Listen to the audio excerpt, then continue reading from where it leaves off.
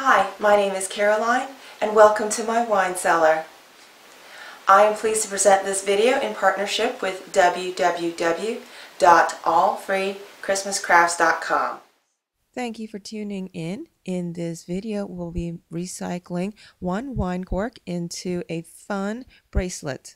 So the items you'll need for this project are you'll need a cork, you'll need a drill and a small drill bit, 1/16 inch drill bit.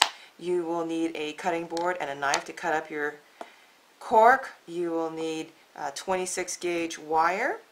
This is a block that I use when I'm drilling corks. I don't drill through my table.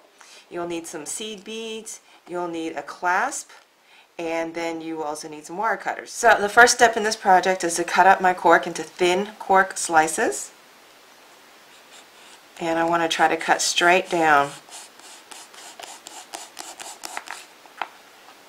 And then to try to get them to be about the same width, I'm going to hold it over.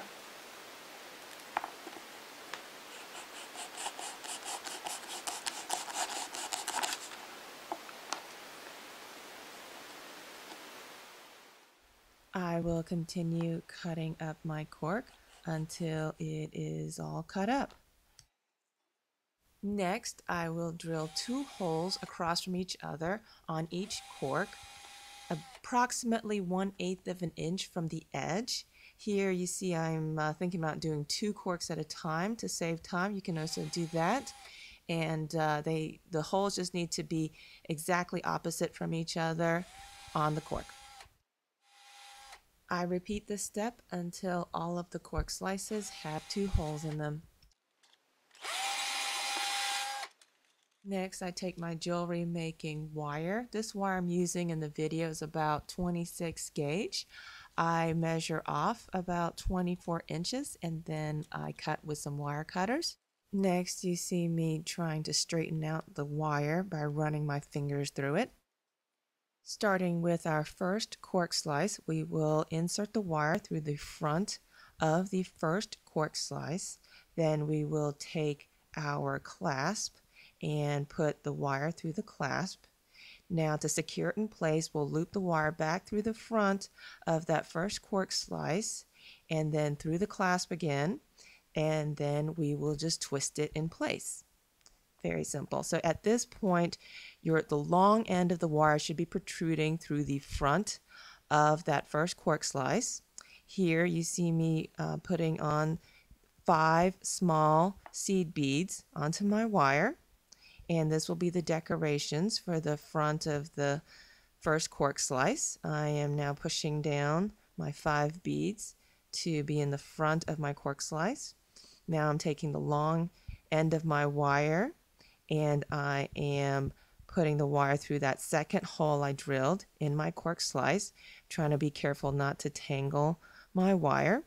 So now the wire is at the back of the first cork slice. Now I'm adding the second cork slice and I am putting the wire through the back of the second cork slice and then up through the front. So now my wire is going through the front of the second cork slice, and to secure in place, I'm looping the wire back through the front of the first cork slice, and then you'll see me next looping the wire back through the back of the second cork slice, and then I'll end up with the wire protruding out of the front of the second cork slice.